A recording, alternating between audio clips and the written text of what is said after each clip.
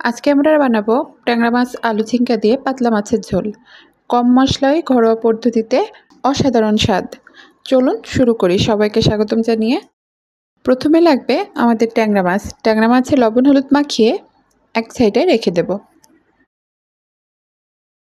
তারপর লাগবে লম্বা লম্বা করে আলু, ঝিঙ্গা আর পেঁয়াজ কুচি।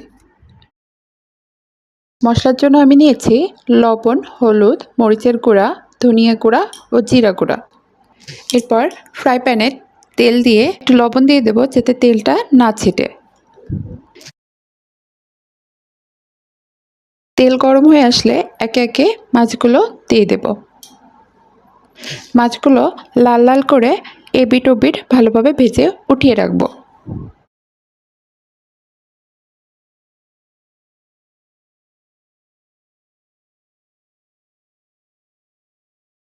এরপর ওই তেলের ভিতরই আগে থেকে কেটে রাখা আলু, সামান্য পরিমাণে লবণ আর হলুদ দিয়ে ভেজে নেব। আলু ভাজার সময় ঢাকনা দিয়ে দিলে আলুগুলো সেদ্ধ হতে সময় কম লাগে।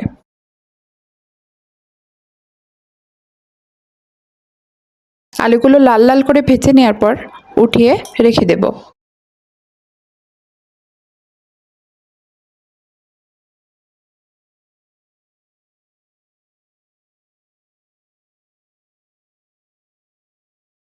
এরপর ওই তেলেই সামান্য কালো জিরা নিয়ে ফোড়ন দিয়ে দেব।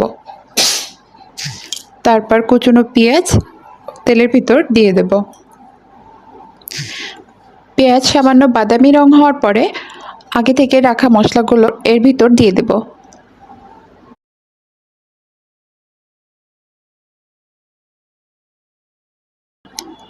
মশলা যাতে না পুড়ে যায় তাই এখানে সামান্য জল দিয়ে দেব। মশলাগুলো ভালো করে ভেজে নেওয়ার পর যখন তেল উপরে উঠে আসবে তখন আগে থেকে ভেজে রাখা আলু ও ঝিঙ্গাগুলো এর ভিতর দিয়ে দেব। এরপর হালকা নাড়াচাড়া করে এটা ঢাকনা দিয়ে ঢেকে দেব। তারপর ঢাকনা তুলে এর ভিতর 2 কাপ জল দিয়ে দেব।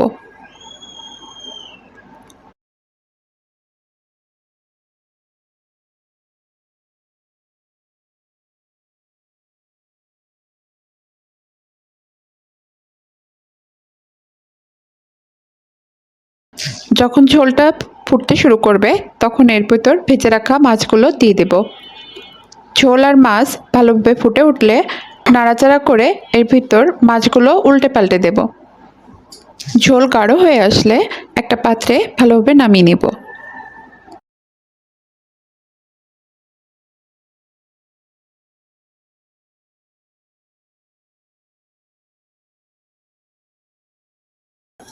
তো হয়ে গেল আমাদের আলু ঝিঙ্গা দিয়ে ট্যাংরা মাছের পাতলা ঝোল। তো রেসিপিটা কেমন লাগলো লাইক এবং কমেন্ট করে জানাবেন। ধন্যবাদ।